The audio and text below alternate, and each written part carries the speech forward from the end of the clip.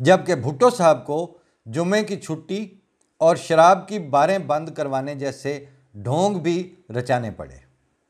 हालांकि ज़ाती तौर पर ना तो वो जुमा पढ़ने के ऐसे मुतदय्यन आमिल थे और ना ही शराब से कोई ऐसा ख़ास एतराज़ था। मौलवी से जंग थी जो हर सूरत में जीतनी थी,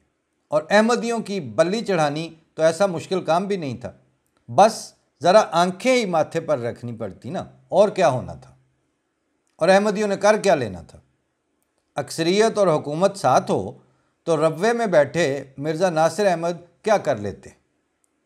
कायदे आज़म मिर्ज़ा बशीरुद्दीन महमूद अहमद साहब से दुआ और दवा का कहते थे, तो मौलवी के कहने पर इस दोगली हरकत से वो अपने आप में नदामत महसूस करते कि इसके बाद सर ज़फ़रुल्लाह या इमाम जमात अहमदिया से सामना किस मुंह से करूँगा,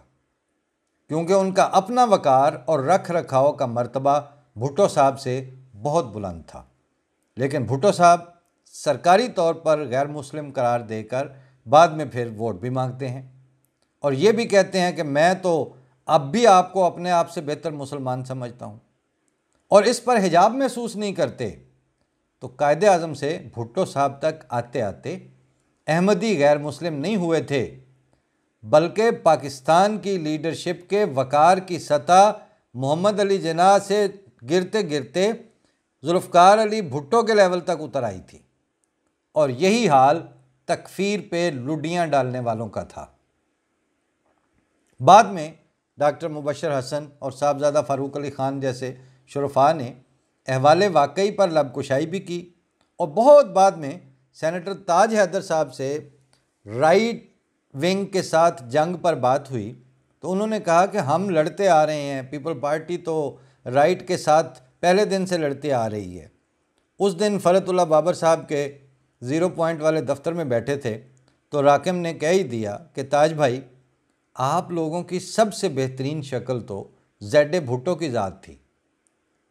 बाद में बेनज़ीर वैसा जानदार महलूल तो नहीं थी,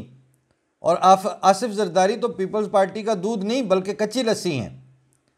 तो आपकी जो बेहतरीन शक्ल थी भुट्टो साहब वाली, उसने राइट के साथ जंग में बदतरीन शिकस्त खाई अहमदिया इशू पर घुटने टेक कर। ताज हैदर बहुत अच्छे मुकर्रर हैं, सेनेट में बोलते हैं तो बात नहीं करने देते, लेकिन ये सुनकर कई मिनट के लिए चुप रहे और एक लंबी हूँ करके रह गए। मगर अब तो वो लोग भी किस्सा पारीना बनते जा रहे हैं, और चेयरमैन हैं बिलावल। ये उन दिनों की बात थी, वहाँ कश्मीर में जलसा आम हुआ था जिसमें राजा परवेज़ अशरफ ने अहमदियों की गर्दन मरोड़ने की बात की थी, और चेयरमैन हैं बिलावल, और सदारत हो रही है कश्मीर में एक जलसा आम की, और मुकर्रर हैं राजा परवेज़ अशरफ, जिनको उनके नाम से मुखातिब करते हुए मुझे कई वजूह से लिहाज और हिजाब है कि बिल वास्ता से ही मगर एक तारफ़ और ताल्लुक़ तो है। राजा परवेज़ अशरफ साहब की कम नज़री और अदम फ़रासत तो हद से ही बढ़ गई। राजा साहब, आप फरमा रहे हैं कि पीपल्स पार्टी ने जमात अहमदिया की गर्दन मरोड़ दी, और ये तो देखें कि कोटली के जिस जलसे में आप ये दावा कर रहे हैं उसकी सदारत करने के लिए भी कोई भुट्टो दस्तयाब नहीं है आपको, और बिलावल जरदारी को मुशर्रफ व भुट्टो करके आपको चेयरमैन बनाना पड़ा है, और शेरी रहमान अब आपकी तर्जमानी करेंगी। झूठ बोला है अगर तो उस पर कायम भी रहो। आदमी को साहिब किरदार होना चाहिए। ज़फ़र इकबाल साहब ने इस शेर में असर हाज़िर के साहिबाने किरदार का जो मकाम बताया है वो अपनी जगह,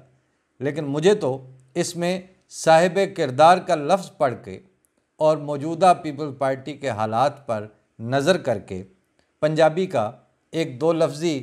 सवाल याद आ गया जो आम गली कूचों में सुनने को मिलता है,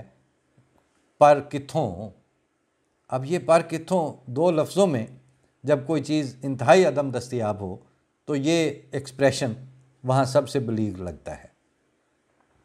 एक बात और अर्ज़ करके हम अपने हम सब के, उन दिनों हम सब में भी ये चीज़ें छपती थीं, मेरे ये कालम जो थे, तो एक बात और अर्ज़ करके अपने हम सब के दोस्तों की भी नाराज़गी मोल लेता चलूँ कि बरादरम मुजाहिद अली साहब ने कोटली जलसे पर भरपूर इदारिया लिखा, लेकिन इस बात को जो मैंने ऊपर बयान की है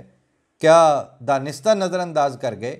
या फिरासत और मामला फहमी की बिना पर ऐसा हुआ। सियासी अहले इख्तियार से मेरी गुजारिश है कि अब जो होना है वो तो नविश्ता दीवार है, मगर इन दिनों पैर जलें तो इंसानी वक़ार का मुजाहरा किया करें और बंदरिया की तरह बच्चे ना पैरों के नीचे रख लें। अहमदी पाकिस्तान का एक भरपूर तबका हैं, एक ज़िम्मेदारी शहरी हैं और सिर्फ इतना जुर्म है कि अहले शुरफा से ताल्लुक़ रखते हैं, वरना आप अपने ही उसी मिट्टी के सरजमीन के से पैदा और जन्म लेने वाले और उसके क़याम और इस्तेहकाम में इतना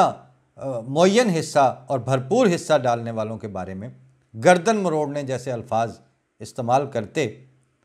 तो उसके लिए या तो आप में ख़ुद आपकी ज़ात में हिजाब होना चाहिए या मुआशरे में इतनी जुर्रत होनी चाहिए कि वो पलट के आपको कह सके कि साहब ये आप क्या कह रहे हैं।